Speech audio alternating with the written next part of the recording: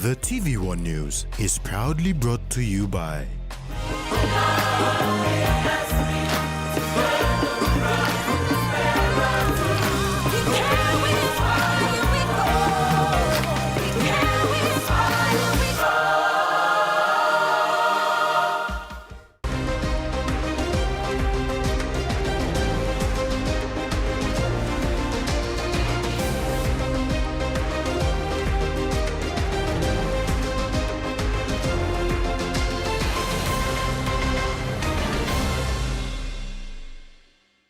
Hello, I'm Carol Kido Jr. with the news at 6.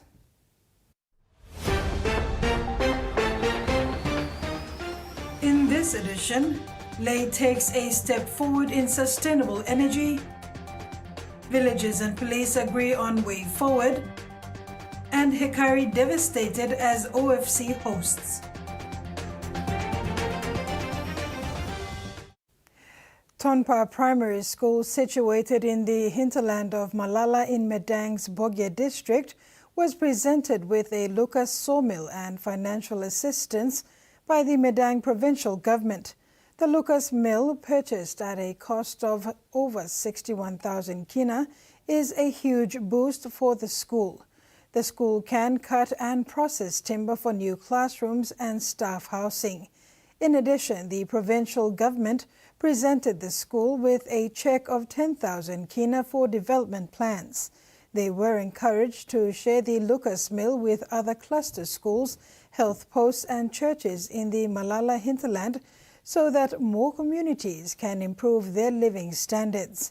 Tonpa is inaccessible by road, but 2 vehicles braved the rough terrain and reached Tonpa in order to deliver the sawmill.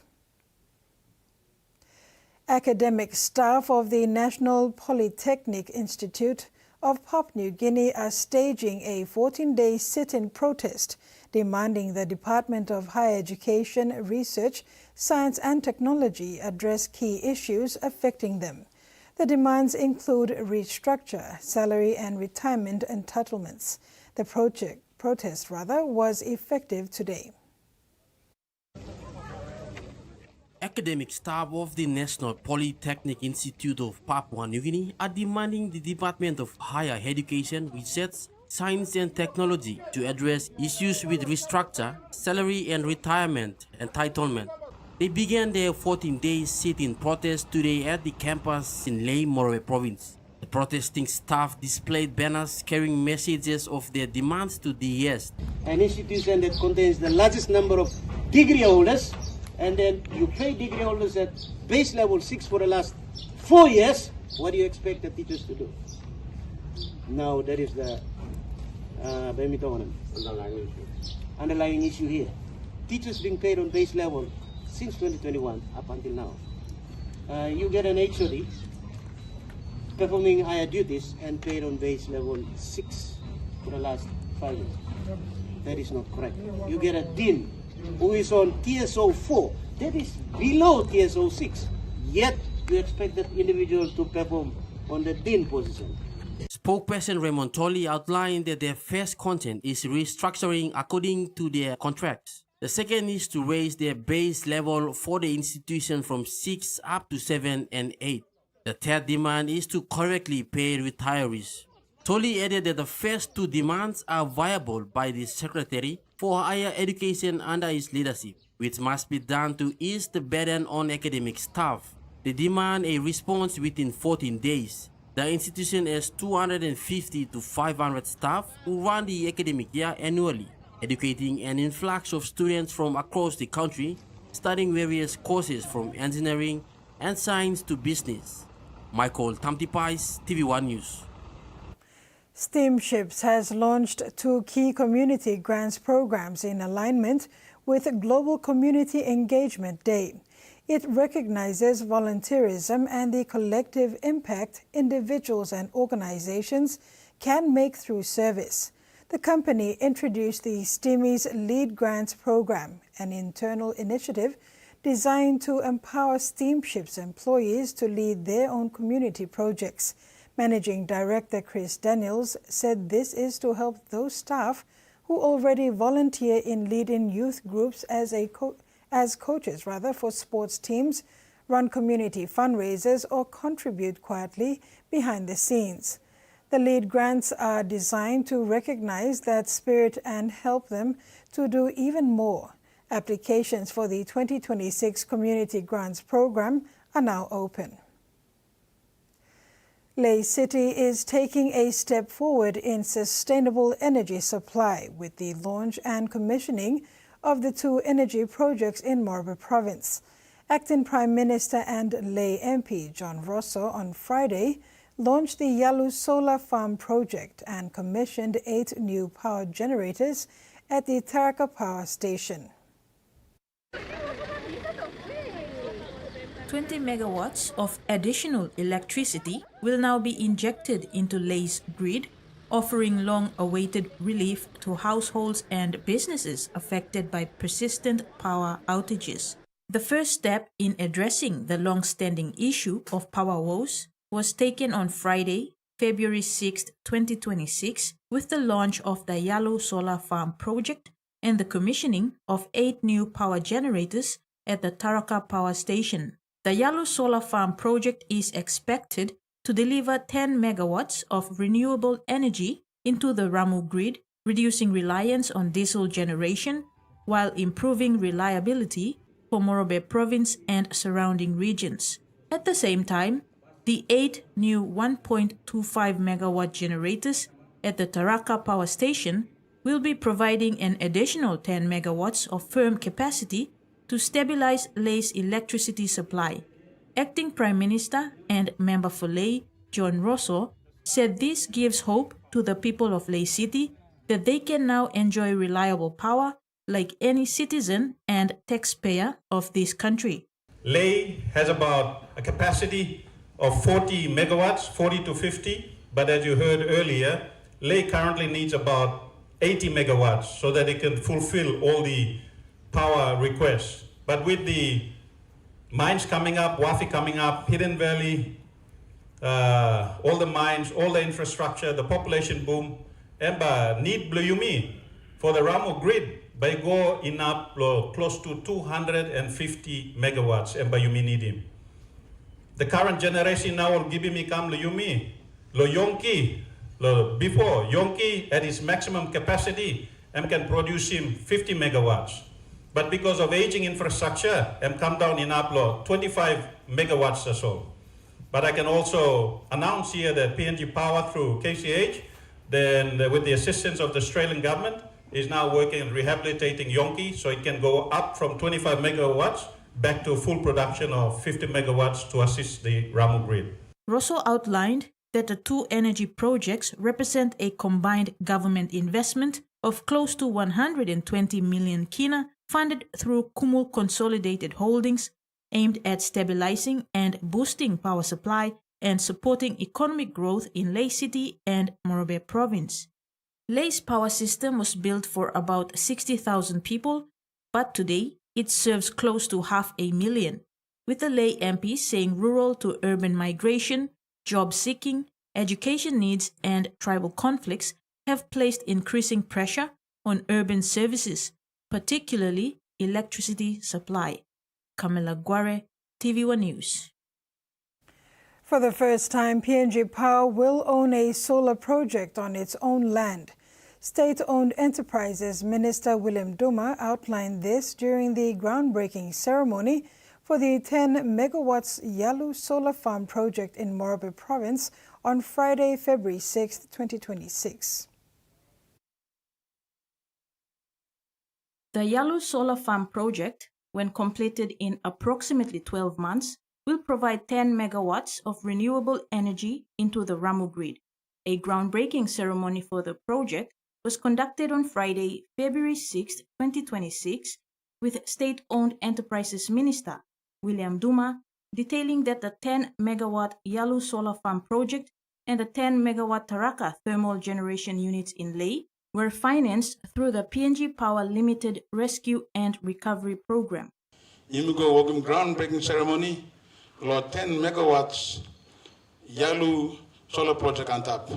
This project may cost him 82 million kina. This money come up time bin salim all MBIL says imikat long BSP, where government and need long Marabe want them deputy or even supporting land. That land plus the project will be owned by PNG Power. For the first time, PNG Power will own a solar system, a project on its own land. The PPL Rescue and Recovery Program, led by Kumul Consolidated Holdings, aims to address long-standing issues in reliability, generation, and grid stability. PPL Chief Executive Officer Paul Bailey highlighted that the Yellow Solar Project represents a turning point for the SOE, demonstrating that they are ready to embrace renewable energy as a core part of their future. The Yellow Solar Project builds on earlier initiatives, including 8,700 solar panels installed across 18 villages in Huon Gulf District.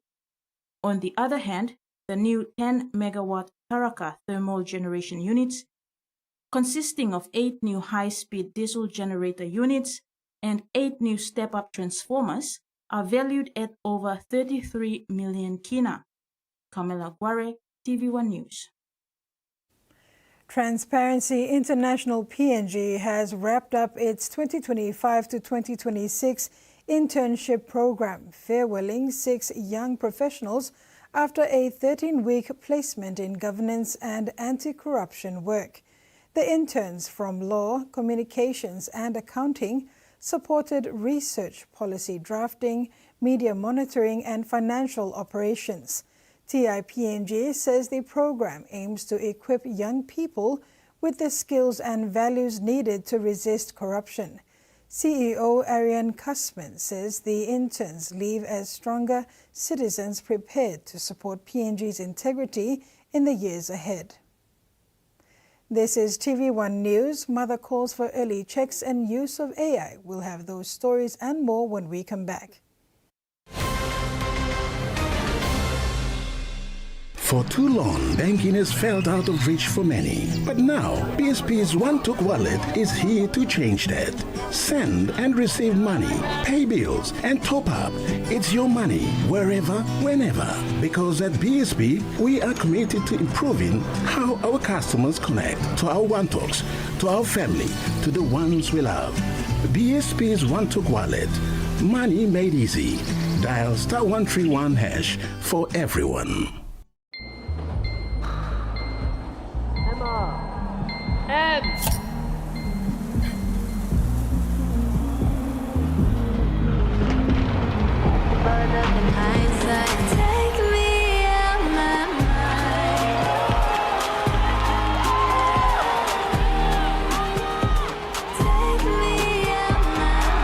When you're all in, anything can happen.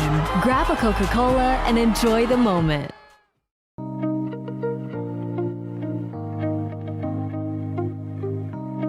A reminder to the general public that the due date for post-PNG private letterbox renewals is fast approaching. These are the first quarter renewal rates for 2026. Owning a private letterbox is important for the following reasons. Renew your private letterbox by paying at your nearest post office or through mobile banking. Post PNG's BSP account number 1000-58789 and email your payment description, box location, and box number to the PLB inquiries team. Renew your letterbox now and avoid being forfeited. Contact us for more information.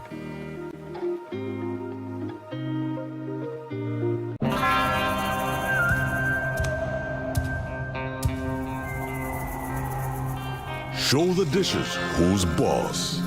Fight mess with Axion, the tough grease stripper. 100% effective at doing the dirty work. The triple active power breaks down tough grease, and its antibacterial formula leaves dishes squeaky clean. Get tough on grease. Get Axion. Long year 2024, 7 pla baby I born one time HIV. HIV ikan go long baby long triple rot. Time bel mama ikat HIV, long time long karen baby, na time baby isusu. Tasol yumi can help him bel mama, long lookout him baby inside long bell. Go quick time long bell mama clinic, na kisim antenatal check. Time yumi pan him sick HIV area, o time bell mama I positive penis, early treatment I can save him baby. Give him baby healthy start long life. Stop him spread long sick HIV ego long baby. This lutok sawe ikam long National AIDS Council Secretariat. On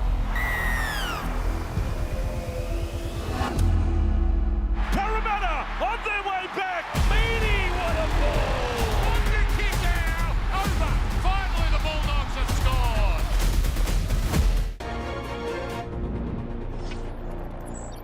Join me, Tracy Pa, every Sunday for in-depth interviews.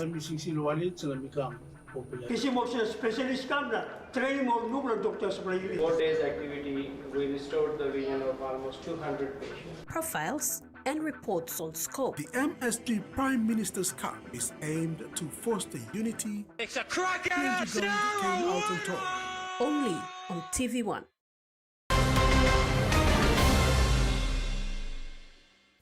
Welcome back.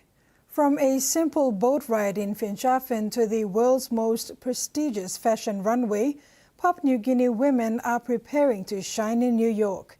Bilum fiber artist Florence Joke Kamel will lead women weavers from Finschhafen and Goroka to New York Fashion Week on Valentine's night, February 14th at 8:30 p.m. She says the journey reflects months of preparation and collaboration and says the showcase goes beyond fashion. It will be on Valentine's night, February 14th at 8:30 p.m. We're bringing along the Bilum collection from Goroka and the Kauri collection, Niana Kauri collection from Finschhafen. We've been going through a lot of training with working with the women in Finschhafen and then bringing it along to the most prestigious runway in the world. It's not about who I am, where I am, or where I come from. It is all about the love that I have for Papua New Guinea. It is for and on behalf of the women of Finschhafen, the women of Goroka, and the women of Papua New Guinea as a whole. 7 contestants from across the Pacific are now in Fiji for the Miss Pacific Islands Pageant 2026, which officially began this week in Nadi. The queens arrived to a warm traditional welcome and have started a full week of activities leading up to the grand final. Representing their countries are Miss Fiji Ailava Samuels, Miss Papua New Guinea Yampila Popena, along with contestants from Samoa, Tonga, Kiribati, American Samoa, and the Cook Islands. The reigning Miss Pacific Islands from Samoa is also present to mentor the contestants. Pageant activities include cultural presentations, interviews, community engagements, and advocacy discussions focused on key Pacific issues such as social development, youth empowerment, and crime awareness. According to police, suspects involved in the destruction and arson of unmarked police vehicles as well as houses have yet to be arrested. NCD Central Commander Acting Assistant Commissioner of Police Benjamin Turi said names of the suspects have been given to police. They've been ordered to surrender tomorrow. Police allege that a policeman's daughter was assaulted late last year and was brought to the city for medical treatment. However, she died while admitted at the hospital. Out of anger, her relatives who traveled to the village for her burial burnt down houses. Their actions provoked villagers to burn the unmarked police cars. Turi said the investigation into these incidents will be thorough. Those involved will be charged accordingly. Locals in Hula Village in the Central Province are still shaken by the chain of events that occurred over the weekend, as well as the past few weeks leading up to Saturday's mayhem. Hula Village is generally known to be a peaceful community. After recent chaos, they want the police force to take over and deal with suspects, even if it means their very own. A meeting was underway this morning in Hula Village. Discussions included the death of a young woman, the daughter of a former police prosecutor, on New Year's Eve in 2025. The burning of houses and vehicles was a result of her death. Law and Order Chairman of Village Joe Puatiriva said the Hula community is seeking justice for the young woman's death, as well as handing over arson suspects to police. Okay, actually we had a meeting yesterday with the police hierarchy. The PPC and the team came up, the CIDs, and our PSC, Kwikila, and the team. Our meeting was actually for regarding the police vehicles that got banned. So what they want was to hand over the suspects to the police, and they will be charged accordingly.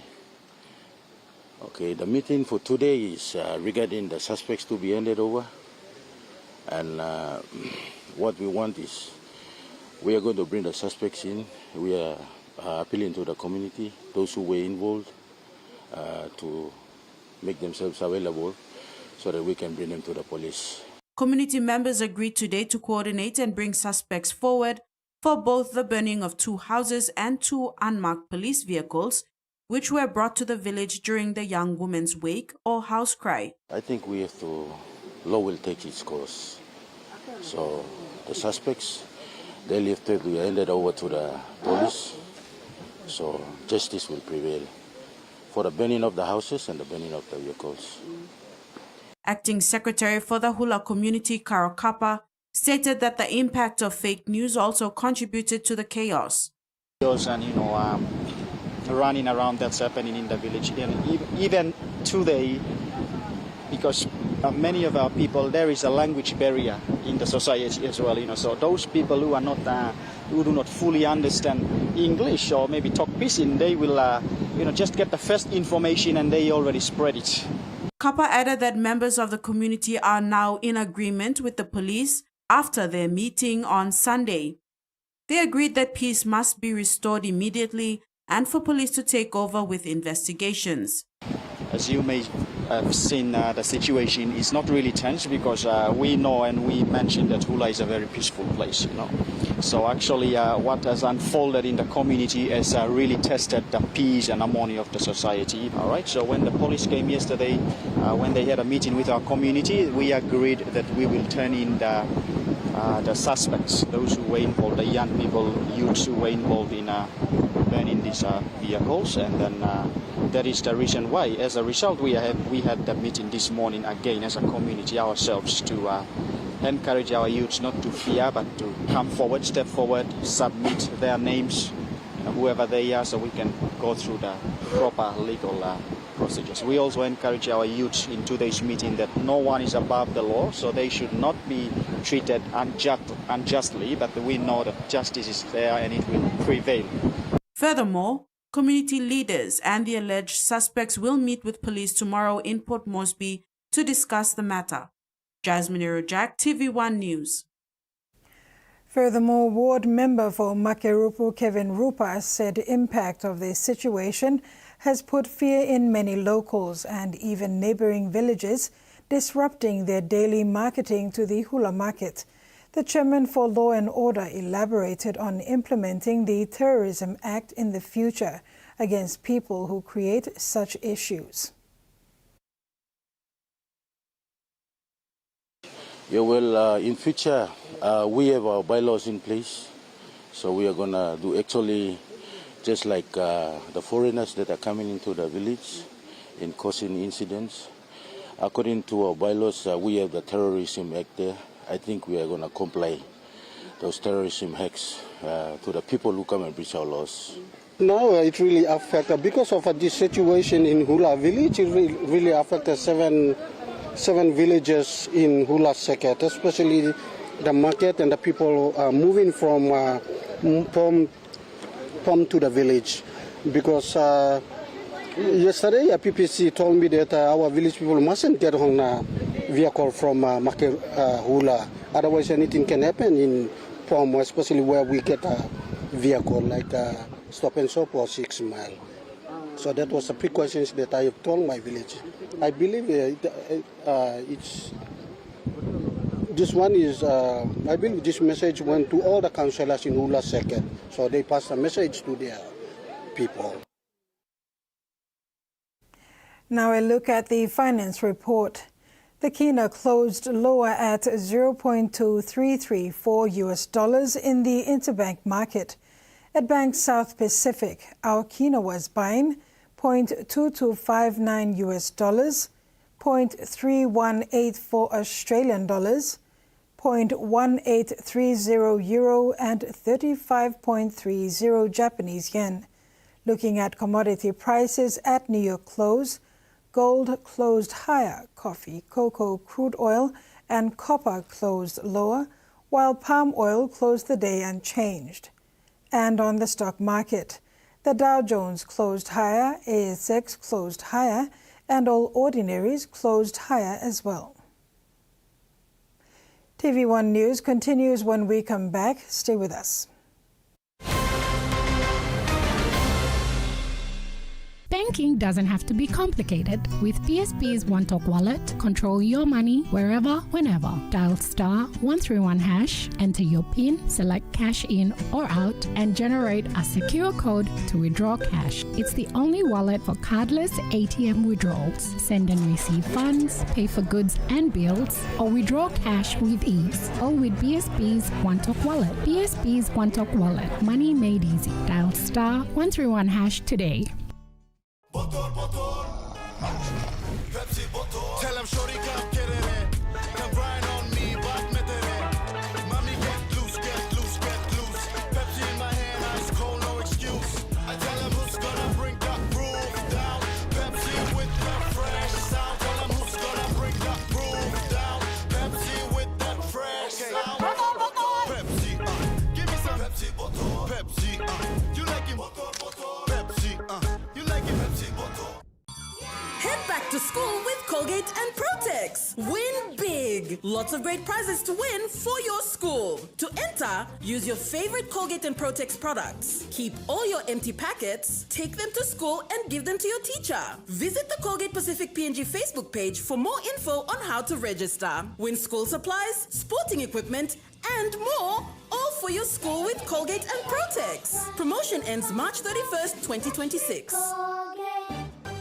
Meet YumiPay, your digital wallet from TISA Bank. Your gateway to seamless transactions. Withdraw cash anytime at your nearest TISA agent. Send money to family and friends anytime, anywhere. Top up and pay with just a scan.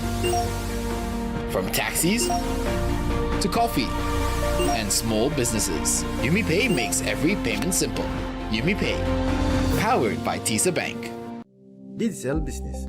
We help grow your business with secure, reliable, and cost-effective ICT solutions. We will manage your technology so you can power your vision for your business with the best solutions to offer. Accelerate your business growth with Digicel Business Cloud Solutions with cloud platform services, disaster recovery as a service, and backup as a service. Talk to our cloud solutions experts today. Digicel Business. Better solutions for better business.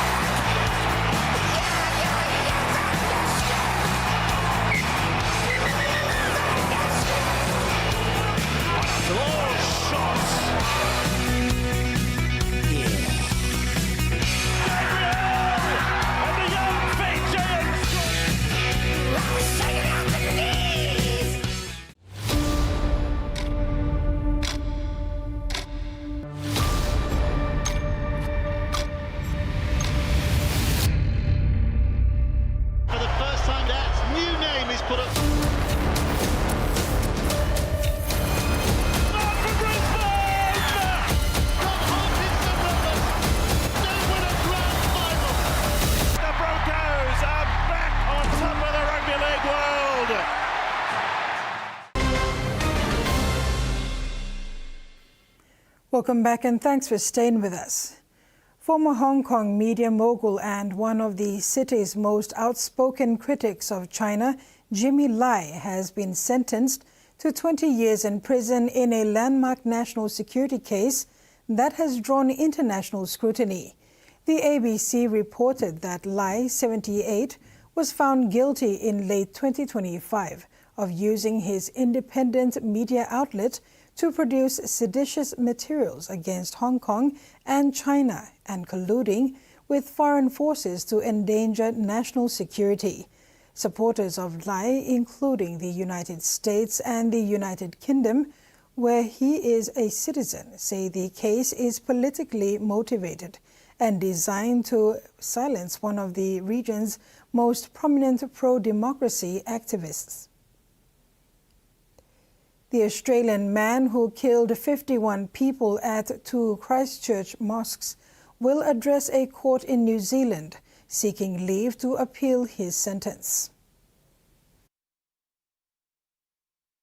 Australian gunman serving a life sentence for the murders of 51 people in March 2019 at 2 Christchurch mosques will address this court via video link from the high security facility where he's held outside Auckland. And what we expect Brenton Harrison Tarrant to tell the court is that when he pled guilty to charges of murder, attempted murder and terrorism, that was in March 2020, that he was incapable of making rational decisions. He will say, we understand, that that is because the conditions of his confinement were inhumane and essentially amount to torture. Now, he was sentenced in August 2020. He filed this application to vacate his guilty pleas and seeking leave to appeal his sentence well past the deadline. So he's going to have to convince the court that there were very good reasons for filing late, because the sense is that you have a deadline to bring finality to proceedings. And then he's going to have to convince the court that there is some merit to this argument, that he was essentially not of sound mind when in March 2020 he decided to plead guilty to those crimes. He live streamed the shootings. He sent out a manifesto shortly before those shootings took place. Now, of course, this is another very difficult day for the victims, for the families of victims. I think they're stoic. I think they accept that this is something that they have to go through. Many will follow proceedings via a delayed recording. Actually, in Christchurch, they're able to do that. And they say that they don't want to give this man the chance to use this hearing, this appearance, to platform himself, to espouse perhaps his views. So they're very conscious of that, and they say that they won't let emotions get the better of them. That's certainly their mind frame going into this, but it's obviously going to be a difficult time for them. This hearing is set down for the full week, for 5 days. We don't know if it will last that long. We won't get a decision, we understand, for a month or two initially on that first question of whether the court agrees that whether he can vacate his guilty pleas. If they said he could, a trial would be held. That would really be an extraordinary development almost 7 years after the Christchurch mosque attack. Police prepare for thousands to gather in Sydney's CBD tonight as Israeli President Isaac Herzog arrives for a 4-day visit following the Bondi Beach terror attack. Mr. Herzog said in a statement he will join the community in grieving the lives lost and will meet with senior politicians. The Palestine Action Group has launched a legal challenge against special powers given to New South Wales Police ahead of a rally protesting the Israeli presidential visit. Setting the stage for a standoff. We are absolutely going ahead with a massive protest. I would ask them to consider relocating and to continue negotiating with us. The tensions boiling over ahead of the arrival of Israeli President Isaac Herzog in the wake of the Gaza conflict. His trip to Sydney has been declared a major event, granting police extra powers. Protesters plan to defy newly imposed protest laws, taking to the streets on Monday. And that is what we were doing in huge numbers here in Sydney and, of course, in about 30 cities all around the country to say no to Isaac Herzog's visit. Thousands will gather at Town Hall before marching to State Parliament. The route is directly in the city's restricted protest zone. I do have concerns about the size of Town Hall, the possibility of overflow into public areas, which could lead to conflict between police and protesters. Late this afternoon, organisers mounted a legal challenge in the Supreme Court against the government's major event declaration. Clearly not meant to be used to shut down protests. It's clearly not meant to be used to silence our free speech, to criticise a foreign head of state. The president's come here to mourn, and that's very understandable. It's not I don't want to see trouble on our streets as a result. A decision on the court challenge will be handed down tomorrow. More than 3,000 officers have been deployed for the president's visit. 500 will monitor the rally. The Israeli president's visit was meant to provide comfort at a time of distress for the Jewish community. A potential showdown between protesters and police in the heart of Sydney could be divisive, paving the way for a tumultuous visit during a time when leaders are urging calm. A three-flipped green turtle nicknamed Terry has been released off the heads of Sydney Harbour after a life-saving operation by vets at Taronga Zoo's Wildlife Hospital.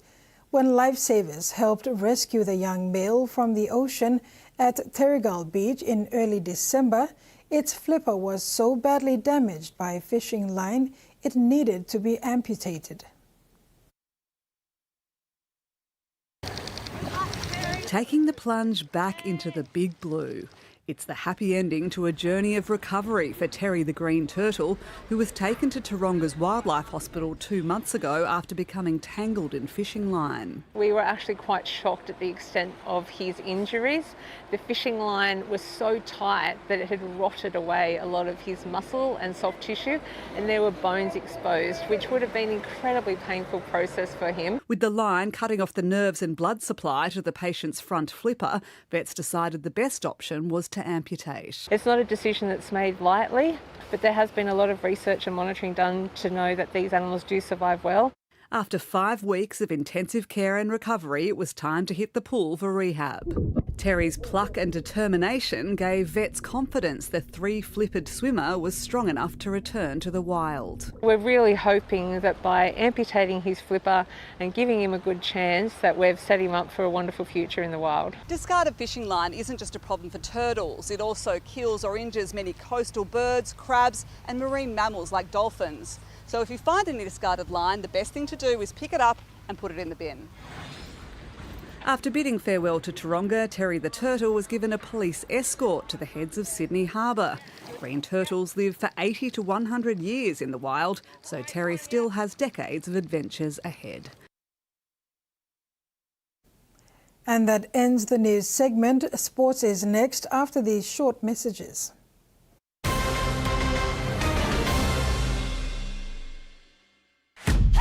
P&G's favorite soft drink now in bottles.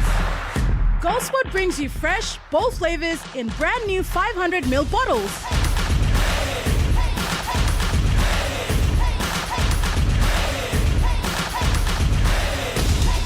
Taste the rainbow. More freshness, more flavor, more fun. Lime, orange, raspberry, and pineapple. Proudly made in P&G. Proudly GoSport. Life is about making memories, sharing new adventures.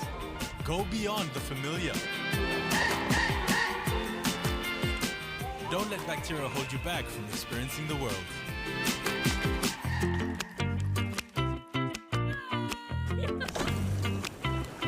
Protex uses natural antibacterial protection with flaxseed oil and eliminates 99.9% of bacteria. Free yourself. Go beyond with Protex. Hands full? No problem. Use your voice to talk to TISA Bank. Hey Siri, send 100 kina to mom. Sending 100 kina. Just say it and Siri does the rest. Super convenient, safe and secure. Always with you. TISA Bank. Banking on change.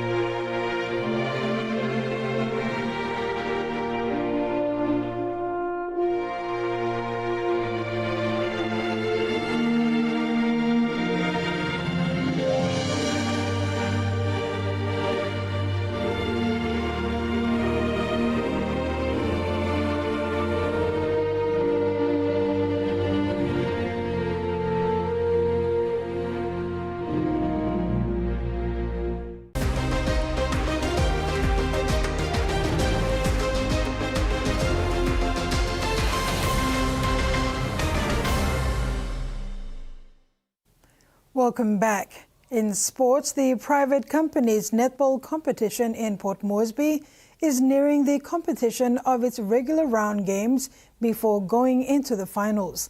President of the netball competition, Julie Mai, said they are expected to round up regular round games this weekend. I am standing on one of the empty courts here at the Rita Flynn Sports Facilities. But on the weekend, these courts are busy with all the netball action, and it has been like that since the competition began a couple of weeks ago. I had a chat with the president of the private company's netball competition, Julie Mai, this morning, where she provided an update on the competition so far. She said they will be hosting the final regular round games on the weekend before the competition goes into the finals. Mai said that all the teams will be playing their hearts out to secure spots in the finals, and she is expecting a strong competition on the weekend. She highlighted that the competition has been progressing well without any major disruption, and they managed to play 90% of the washout games over the weekend. Mai notes that participating teams have been told to uphold competition rules and regulations, and the teams have been doing well. However, she said the challenge this year is to keep track of player eligibility. Mai concluded that PCNC aims to ensure players have fun and create a network and friendship. It's also an opportunity for workers who don't play regular netball to come out and have a fun without being intimidated in a safe space. The private company's netball competition officials thanked all the participating teams, individuals and corporate companies for their continued support towards the tournament. Rex Lita, TV1 Sports. Representing Papua New Guinea in the inaugural OFC Pro League, PNG Hekari struggled to register a win after hosting round 2 fixtures over the past week in Port Moresby. After a defeat in the opening match against the competition leader Auckland FC, the host promised to fight back in their remaining matches. However, they failed to register a win in front of their own home crowd. It was a devastating finish for PNG Hekari as the host for the OFC Pro League in round 2 in Port Moresby without winning a match to settle their home crowd's wish. In round 1 back in Auckland under Brazilian coach Marcos Guzmão, Hekari staged a competitive match against the Solomon Kings, who came out victorious at full-time 1-0. The PNG boys' match against South Melbourne FC could not resist their pressing attacks, which resulted in a convincing defeat 5-0. In the opening fixture in round 2 in Port Moresby, Hekari portrayed an impressive performance at National Football Stadium to all of Auckland FC 0-0 at full time. However, in stoppage time, Auckland scored twice to break hearts and maintain the 100% record in the OFC Pro League. Against Vanuatu United, a penalty late into stoppage time denied Hekari FC their first win of the season, as Vanuatu fought back for a 2-2 draw at full time. In their final match against South Island on Saturday, a 10-man South Island United scored deeply in the stoppage time to secure a vital 2-1 victory. This leaves Hekari in a losing streak after 2 rounds of the OFC Pro League. I think today we gave everything. We're improving game by game, but we just can't finish it. To me, I think it's up to the players. We have been organizing them, talking to them. This is our weakness, but they keep doing it, especially for the dead balls. We need to improve, but I believe that they keep learning because that's a player we have. Michael Tamtipais, TV1 Sports. KCK Rigo Rice Cup Leg 2 went into the semi-finals on the weekend with an electric display from the top 4 teams at the Bava Park. Kibia Warriors edged out Dolphins 26 points to 10 in a one-sided affair before HB Araves dismantled Sika Malibu 26 points to 8. All 4 finals teams put in their best performances to advance into the preliminary finals.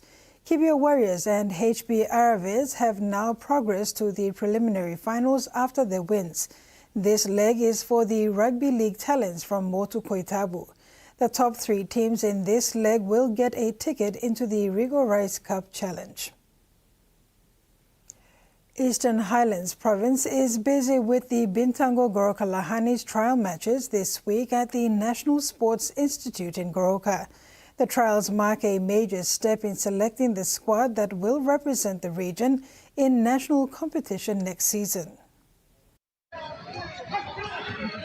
Last weekend, players were divided into 6 teams for the first round of trial games at the National Sports Institute in Goroka.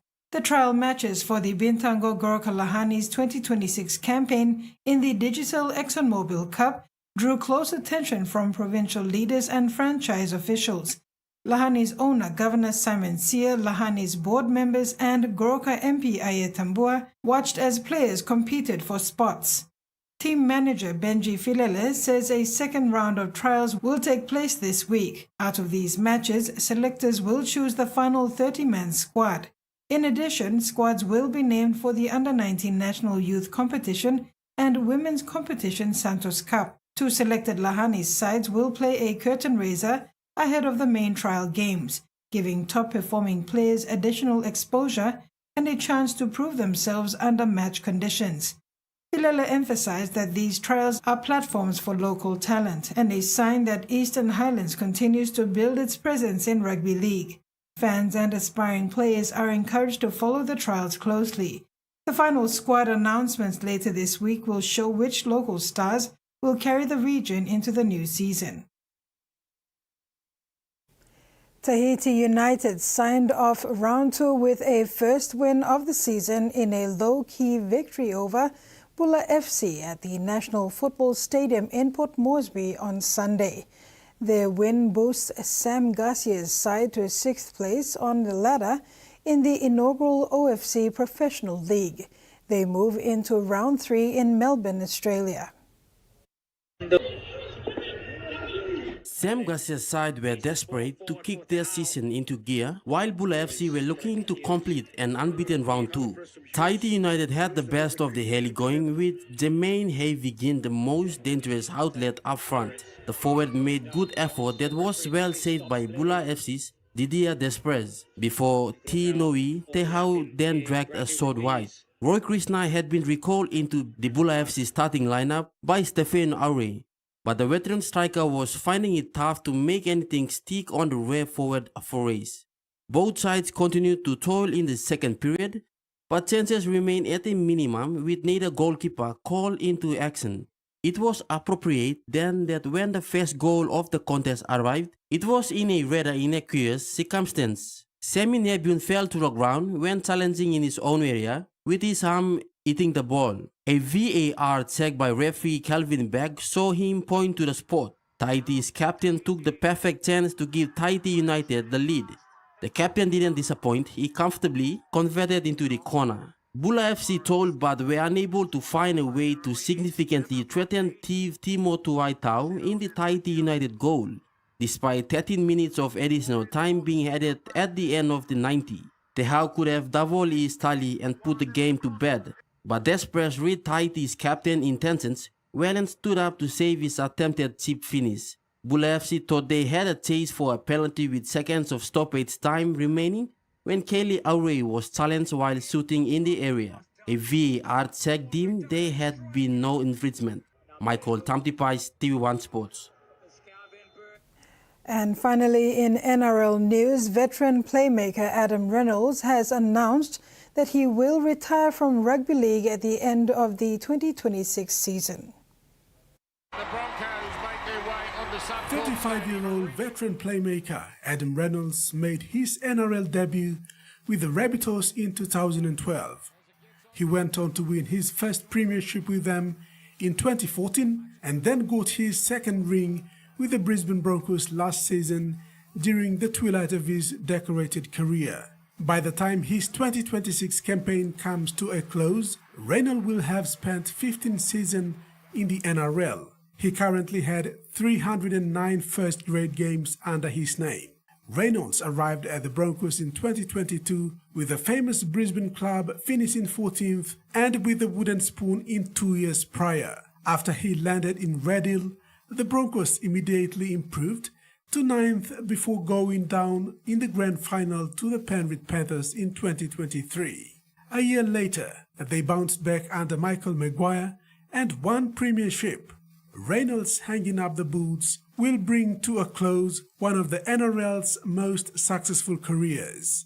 Reynolds' decision to retire comes only a day after the Broncos were handed a massive blow on Sunday, with Pinehurst making a shock switch to sign a 3-year deal with the Rabbitohs. Reynolds was without a contract beyond this year, but had previously revealed he was considering playing on and negotiating a new deal at the Broncos or an NRL rival. However, he had a change of heart and has a plan in place with Brisbane power brokers to transition into coaching, joining Michael Maguire's staff next season. Reynolds will become a mentor to Ezra Mam and Jonah Pezzett, who arrived ahead of the 2027 season as he makes this season his final. Rex Litter, TV1 Sports. And that ends the sports segment. Now for the weather report.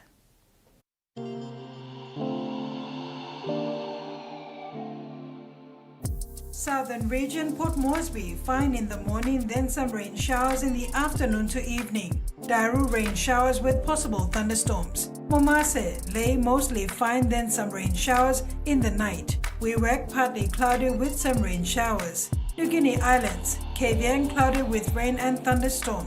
Buka, cloudy with some rain. And Highlands region, Mendi, Tari and Wabeg, cloudy periods with some rain and possible thunderstorm. Oceans forecast, Coral Sea, sea slight with variable winds of 5 to 15 knots. Solomon Sea, seas moderate becoming rough along its western sector with northwest winds of 10 to 20 knots, reaching 30 knots over its western sector. Bismarck Sea, seas rough with northwest winds of 15 to 30 knots. Pacific Ocean, seas slight with north to northeast winds of 5 to 15 knots. And coastal waters, waters of Medang to Wewak, Vanimo and northern PNG and Indonesian border, and waters of Manus and its western group of islands, seas 1 to 2 meters rising to 3 meters. Waters of New Britain, seas 1 to 2 meters, rising to 3 meters along West New Britain. Waters of Finchafen through Vitius Strait to Siasi, then Long Island to Medang, seas 2 to 3 meters.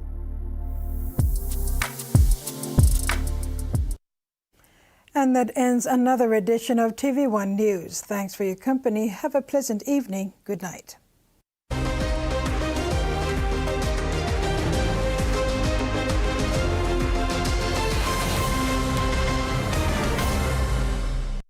The TV1 News was proudly brought to you by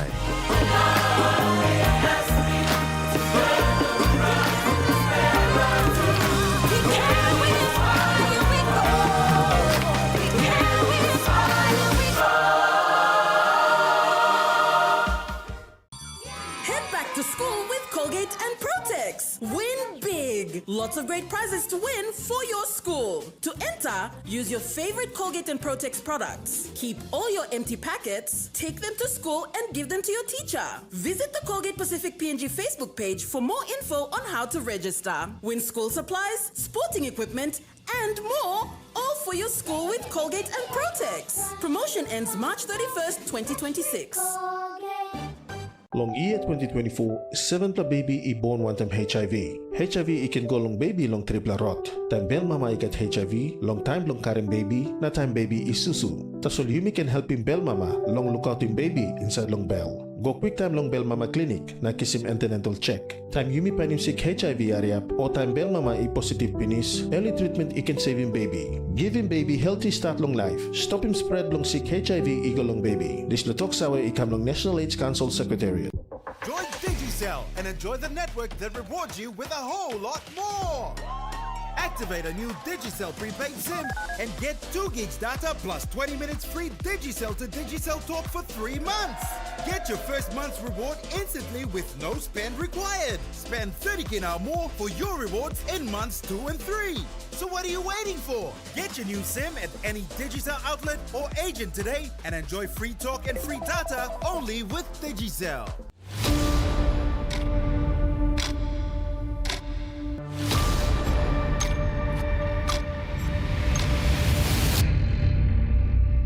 For the first time, that new name is put up.